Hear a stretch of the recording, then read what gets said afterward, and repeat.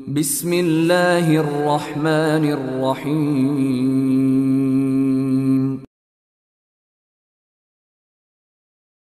Assalamualaikum warahmatullahi wabarakatuh. Alhamdulillahirabbil alamin wassalatu wassalamu ala asyrafil anbiya'i wal mursalin nabiyina Muhammadin wa ala alihi wa sahbihi ajmain. Asyhadu an la ilaha illallah wahdahu la syarikalah wa asyhadu anna Muhammadan abduhu wa rasuluh sallallahu alaihi wasallam la nabiyya ba'dah. Puji syukur kehadirat Allah Subhanahu wa taala yang senantiasa melimpahkan nikmat-Nya kepada kita semua, nikmat yang tidak terhitung dan tidak terhingga oleh kita semua. Wa in ta'uddu ni'matallahi la tuhsuha. Jika kalian menghitung nikmat Allah, kalian tidak akan bisa menghitungnya, karena demikian banyaknya nikmat Allah Subhanahu wa taala yang dilimpahkannya kepada kita semua. Kemudian salawat berserta salam dengan mengucapkan Allahumma salli ala Muhammad wa ala ali Muhammad, mari kita hadiahkan buat Nabi kita yang tercinta Al-Mustafa Muhammad sallallahu alaihi wasallam, yang dengan izin Allah Subhanahu wa taala mengeluarkan manusia dari berbagai macam kegelapan menuju cahaya keimanan, tauhid dan ketakwaan kepada Allah Subhanahu wa taala. Mudah-mudahan kita termasuk di antara umat yang senantiasa memegang teguh sunnah Rasulullah sallallahu alaihi wasallam di dalam kehidupan kita ini. Dalam kesempatan yang berbahagia ini, tema yang akan saya sampaikan adalah hukukul abna 'alal aba, yaitu hak-hak anak terhadap kedua orang tuanya. Kaum muslimin yang dirahmati oleh Allah Subhanahu wa taala, kita sering mendengar orang mengatakan, berbaktilah kalian kepada kedua orang tua kalian, maka anak-anak kalian akan berbakti kepada kalian. Kita sering mendengar ucapan seperti ini, dan ini memang merupakan suatu ucapan yang benar, di mana jika kita selaku anak berbakti dalam kehidupan kita ini kepada kedua orang tua kita, maka pada gilirannya anak-anak kita akan berbakti kepada kita. Karena seperti yang kita telah maklumi bahwasanya al-jaza'u min jinsil amal, bahwa balasan itu sesuai dengan amal yang kita lakukan. Jika kita melakukan kebaikan, maka balasannya adalah kebaikan, dan jika kita melakukan keburukan, maka balasannya juga keburukan. Kalau kita melihat ada orang-orang yang anaknya berbakti dengan baik kepadanya, maka kita bisa memastikan bahwa orang tersebut pasti merupakan orang yang juga berbakti kepada kedua orang tuanya. Dan kalau kita melihat ada orang yang anaknya durhaka kepadanya, kita juga bisa memastikan bahwa orang tersebut juga durhaka kepada kedua orang tuanya. Kaum muslimin yang dirahmati oleh Allah Subhanahu wa taala. Tetapi dalam kesempatan yang berbahagia ini, saya akan mengatakan, berbaktilah kalian dan berbuat baiklah kalian kepada anak kalian, maka anak-anak kalian akan berbakti kepada kalian. Karena seorang anak tidak mungkin menjadi anak yang berbakti kepada kedua orang tuanya kecuali orang tuanya mengajarkan kebaikan, kesalehan dan ketaatan kepada anak-anaknya.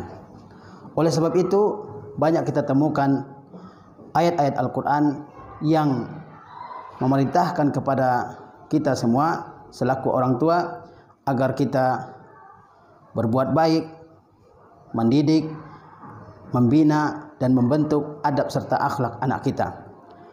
Allah Subhanahu wa taala tidak hanya memerintahkan anak untuk berbakti kepada kedua orang tuanya, Allah Subhanahu wa taala juga memerintahkan orang tua agar berbuat baik kepada anaknya. Allah berfirman, yusikumullahu fi auladikum. Allah telah berwasiat kepada kalian mengenai anak-anak kalian.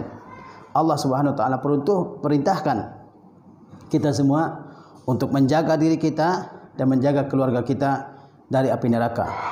Ya ayyuhallazina amanu qu anfusakum ahlikum nara. Wahai orang-orang yang beriman, jaga diri kalian dan jaga keluarga kalian dari api neraka. Ali bin Abi Thalib mengatakan bahwa maksud ayat ini adalah ay 'allimuhum wa addibuhum. Maksud menjaga keluarga dari api neraka adalah ajari mereka dan ajarkan adab kepada mereka. Ulama lain mengatakan wa'murhum bil ma'ruf wanhahum 'anil munkar. Perintahkan mereka untuk melakukan yang baik dan cegah mereka dari melakukan kemungkaran. Ayat lain misalnya memerintahkan kepada Nabi kita yang mulia agar memerintahkan keluarganya untuk senantiasa menegakkan salat. Wa'mur ahlaka bis salati wastabir 'alaiha la nas'aluka rizqa nahnu narzuquk. Kata Allah Subhanahu wa taala, wa'mur ahlaka bis salati, perintahkan keluargamu untuk mendirikan salat. Wastabir 'alaiha, dan bersabarlah di dalam menegakkan salat tersebut. La nas'aluka rizqa, kami tidak meminta rezeki kepadamu. Nahnu narzuquka, karena kami yang memberikan rezeki kepadamu. Allah Subhanahu wa taala memuji seorang nabi yang mulia, Ismail alaihi salam, di dalam kitabnya Al-Qur'anul Karim. Kenapa? Karena Ismail termasuk di antara orang-orang yang senantiasa memerintahkan, memperhatikan ibadah keluarganya. Wadhkur fil kitabi Ismaila innahu kana shadiqal wa'di wa kana rasulan nabiyya. Ingatlah dalam kitab seorang nabi yang mulia yang bernama Ismail. Sesungguhnya dia senantiasa menepati janjinya, dan sesungguhnya dia merupakan seorang rasul sekaligus seorang nabi. Kana ya'muru ahlahu bis salati, sesungguhnya dia senantiasa memerintahkan keluarganya untuk menegakkan salat. Di dalam Al-Qur'anul Karim Allah Subhanahu wa taala mengabadikan nama seorang hamba. Hamba tersebut bukan merupakan seorang rasul, bukan merupakan seorang nabi, tetapi Allah Subhanahu wa taala abadikan nama hamba tersebut sebagai nama suatu surat dari surah-surah Al-Quran, yaitu Luqman. Kenapa? Karena begitu besarnya nilai-nilai pendidikan yang ditanamkan oleh Luqman kepada anaknya, sehingga tidak ada orang yang berbicara tentang dasar-dasar pendidikan Al-Quran kecuali menerangkan tentang dasar-dasar atau mabadi tarbiyah Islamiyah, dasar-dasar pendidikan Islam yang diajarkan oleh Luqman kepada anaknya. Kaum muslimin yang dirahmati oleh Allah Subhanahu wa taala, sesungguhnya anak di dalam sebuah keluarga ibarat rakyat dalam sebuah negara. Dan rakyat tidak akan baik kecuali apabila penguasanya mengetahui tanggung jawabnya terhadap rakyat tersebut. Anak tidak akan menjadi baik kecuali jika orang tua mengetahui tanggung jawabnya terhadap anaknya. Oleh sebab itu, penting bagi seorang bapak yang merupakan pemimpin dalam rumah tangga, penting bagi dia untuk mengetahui apa kewajiban-kewajiban yang harus ditunaikannya terhadap anaknya. Di antara hak yang harus ditunaikan oleh ibu bapak terhadap anaknya, yang pertama adalah memilih makanan yang baik dan halal. Bahkan itu harus dia lakukan sebelum dia menikah. Karena manusia tercipta dari khulasatut ta'am, dari intisari makanan yang dimakannya. Jika seseorang memakan makanan yang baik sebelum dia menikah, maka ketika dia menikah, anak yang akan lahir insya Allah adalah anak yang cenderung kepada kebaikan, yang baik, yang soleh. Tetapi jika makanan yang dimakan oleh seseorang adalah makanan yang haram, baik itu haram zatnya ataupun haram cara memperolehnya, lalu orang tersebut menikah, lalu dia melahirkan anak, maka anak tersebut biasanya jauh dari kebaikan. Maka hendaklah seseorang baik laki-laki ataupun perempuan yang belum menikah sekalipun untuk memperhatikan makanan yang dimakan. Hendaklah seseorang selektif di dalam memilih makanannya, apakah halal atau haram, apakah makanan tersebut boleh dia makan ataupun tidak. Oleh sebab itu Allah Subhanahu wa taala berfirman dalam Al-Qur'an, "Falyanzuril insanu ila ta'amih." Hendaklah seseorang memperhatikan makanannya, apakah makanan tersebut halal, apakah tidak. Ini merupakan hak terhadap anak yang belum lahir dari tulang sulbi dan dari rahim seseorang. Kemudian hak anak yang berikutnya adalah memilihkan ibu yang salihah untuk anak yang akan lahir. Dan seorang wanita berkewajiban untuk memilihkan calon bapak buat anaknya dari laki-laki yang soleh. Oleh sebab itu Rasulullah SAW bersabda, "Tunkahul mar'atu li arba'in." Kata Rasulullah SAW, wanita itu biasanya dinikahi karena 4 alasan. Limaliha, karena hartanya, wali jamaliha, karena kecantikannya, wali hisabiha, karena status sosialnya, wali diniha, dan karena agamanya. Kemudian Rasulullah SAW terangkan kepada kita agar kita memilih wanita yang salihah sebagai istri bagi kita. Kata Rasulullah SAW, "Fazfar bizatid din," maka rebutlah oleh kalian, ya, pilihlah oleh kalian wanita yang salihah, yang beragama, yang taat kepada Rabbnya, mengikuti sunnah Rasulnya, yang menjaga adab dan akhlak dalam kehidupannya. Kalau kita tidak memilih yang beragama, taribat yadak, kata Rasulullah, maka kedua tanganmu akan kotor, maka kedua tanganmu akan kotor, maksudnya kehidupanmu akan susah. Maka menjadi kewajiban bagi seorang laki-laki untuk memilih calon istri yang salihah, dan kewajiban pula bagi seorang wanita untuk memilih calon suami yang saleh. Jangan menilai hal-hal lain sebelum melihat agamanya. Kita lihat di zaman sekarang ini, ketika seorang laki-laki memilih calon istri, kriteria yang pertama bagi dia adalah kecantikannya, atau kedudukannya, ataupun status sosialnya, tidak melihat agamanya. Begitu juga seorang wanita di zaman sekarang ini, ketika dia ingin menikah dengan seorang laki-laki, yang dia lihat adalah kekayaannya, atau wajahnya, ketampanannya, kegantengannya, tidak dilihat agamanya. Setelah keduanya menikah, ternyata banyak sekali problem, banyak sekali masalah dalam kehidupannya, banyak sekali pertengkaran, suami yang emosional, istri yang tidak bisa menjaga kehormatan suaminya, yang tidak bisa menjaga anaknya, yang selalu meminta materi, dan seterusnya. Ini akibat tidak mementingkan agama dan tidak menomorsatukan agama ketika menentukan pasangan. Memilih calon istri atau memilih calon ibu dan juga memilih calon bapak yang salih dan salihah, ini merupakan hak seorang anak terhadap kedua orang tuanya. Kemudian hak anak yang berikutnya adalah menjaga anak dari segala yang mungkin membahayakannya. Oleh sebab itu Rasulullah SAW mengajarkan kepada kita agar membaca doa ketika seseorang ingin mendatangi istrinya, ketika seseorang ingin bergaul dengan istrinya. Kata Rasulullah SAW, apabila seseorang ingin mendatangi istrinya, hendaklah dia membaca doa, Allahumma jannibna syaitan wa jannibna syaitan ma razaqtana. Ya Allah, jauhkan setan dari kami dan jauhkan setan dari kami pada apa-apa yang telah Engkau berikan kepada kami berupa rezeki. Kata Rasulullah SAW, kalau doa ini dibaca lalu lahir anak, maka anak tersebut tidak akan diganggu oleh setan. Maka hendaklah seorang suami, ketika ingin mendatangi istrinya, hendaklah dia membaca doa yang diajarkan oleh Rasulullah SAW ini, agar anaknya terjaga dari segala gangguan makhluk yang disebut dengan jin atau setan. Kita lihat banyak anak-anak yang sering sekali kerasukan jin, sering sekali dimasuki oleh iblis dan seterusnya, karena mungkin sebabnya adalah bapaknya dan ibunya lupa membaca doa yang diajarkan oleh Rasulullah SAW ketika seseorang bergaul dengan istrinya.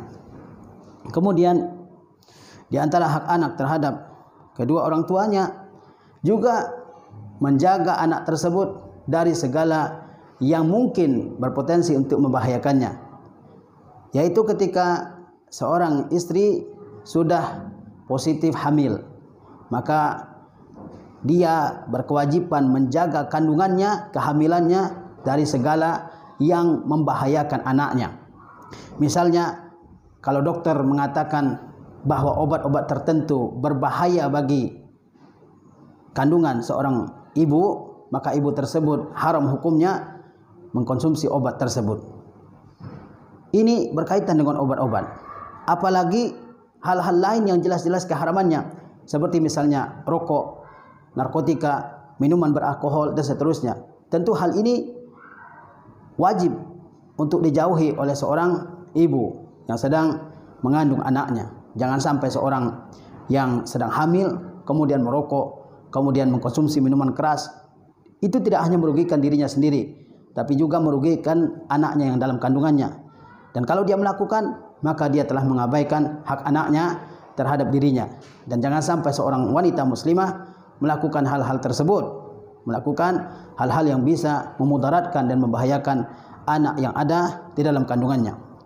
Kemudian di antara hak anak juga terhadap kedua orang tuanya adalah tidak boleh menggugurkan kandungan sebelum ditiupkannya ruh ke dalam rahim seorang perempuan. Ini hukumnya adalah diharamkan oleh agama kita. Kemudian ketika ada misalnya kasus-kasus aborsi, al-ijtihad namanya dalam bahasa Arab, ini adalah tindakan pembunuhan, Dan ini merupakan tindakan yang dalam hukum Islam harus diberikan diatnya, karena merupakan tindakan membunuh manusia yang sudah bernyawa. Jadi tidak boleh menggugurkan kandungan, Mungkin ada orang yang tidak mau hamil, tidak ingin hamil, atau suaminya pergi meninggalkannya, tidak bertanggung jawab terhadapnya, lalu dia menggugurkan kandungannya. Ini merupakan dosa besar. Ini merupakan dosa yang wajib untuk dijauhi sejauh-jauhnya, karena merupakan tindakan pembunuhan. Dan kalau dilakukan setelah anak tersebut diberi nyawa oleh Allah Subhanahu wa taala, maka ini merupakan tindakan pembunuhan yang harus diberikan diatnya berupa seorang budak. Jangan sampai hal tersebut terjadi dalam kehidupan kita ini. Betapa banyak orang yang kita lihat, dan kita dengar, kita baca dalam berita, betapa banyak berita-berita kasus-kasus aborsi yang terjadi. Bahkan ada dokter-dokter yang memang dia mencari keuntungan dengan melakukan praktik aborsi. Ini merupakan dosa besar, Dan kita tidak tahu apakah anak yang dalam kandungan tersebut akan menjadi anak yang menyusahkan kedua orang tuanya, atau mungkin anak tersebut adalah anak yang membawa kebaikan bagi kedua orang tuanya.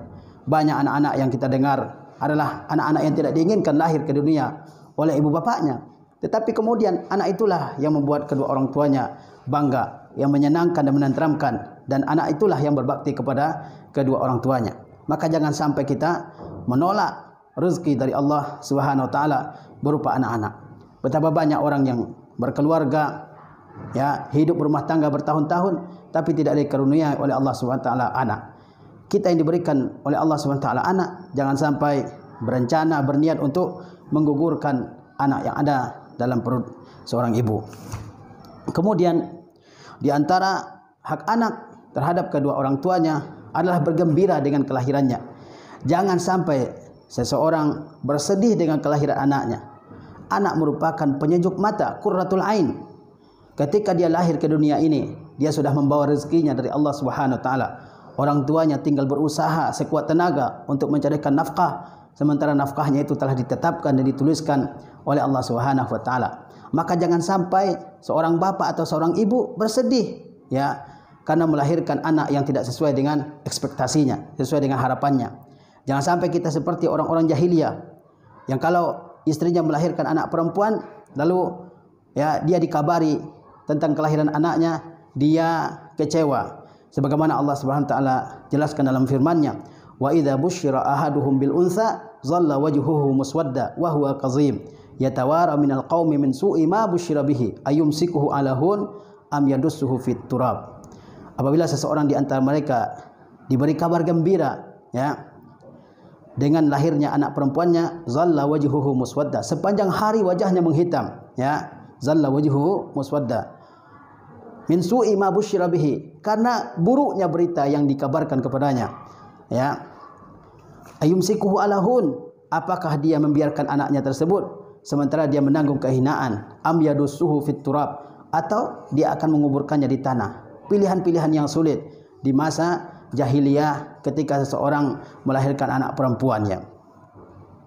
Dia kalau dipeliharanya anak perempuannya, dia akan merasa terhina, karena bagi masyarakat Arab jahiliyah, anak perempuan tersebut tidak memiliki kontribusi apa-apa terhadap kabilahnya, terhadap sukunya, sehingga mereka mengatakan nasruhu buka wa kibaruhu sariqah. Apa gambaran wanita orang-orang jahiliyah terhadap anak perempuan? Kata mereka bahwa pertolongan anak perempuan ketika kecil adalah menangis, ketika kaumnya atau sukunya diserang oleh suku yang lain, yang perempuan tidak bisa berbuat apa-apa selain menangis. Dan ketika dia dibesarkan oleh kedua orang tuanya, setelah dia besar, dia menikah dengan laki-laki lain, dibawa oleh laki-laki yang lain, dan mungkin tidak berkunjung lagi ke rumah kedua orang tuanya. Itu gambaran masyarakat jahiliyah terhadap wanita. Ya, kecil tidak bisa memberikan pertolongan, dan setelah besar dibawa oleh suaminya ke rumahnya. Tapi dalam Islam, ya, anak wanita adalah permata yang berharga bagi kedua orang tuanya, sangat mulia, ya, sehingga Rasulullah SAW menyebutkan dalam sebuah hadis, raihanatun tasyummuha wa rizquha 'ala Allah. Anak perempuan itu digambarkan oleh Rasulullah SAW ibarat setangkai bunga yang kami cium bau semerbaknya, sedangkan rezekinya dijamin oleh Allah Subhanahu wa taala. Kemudian, ya, hak anak terhadap kedua orang tuanya, ketika anak tersebut lahir, maka hendaklah kedua orang tuanya memberinya nama yang baik. Nama yang baik. Karena setiap yang dinamai mendapat bagian dari namanya. Oleh sebab itu, ya, nama tersebut harus merupakan nama yang baik.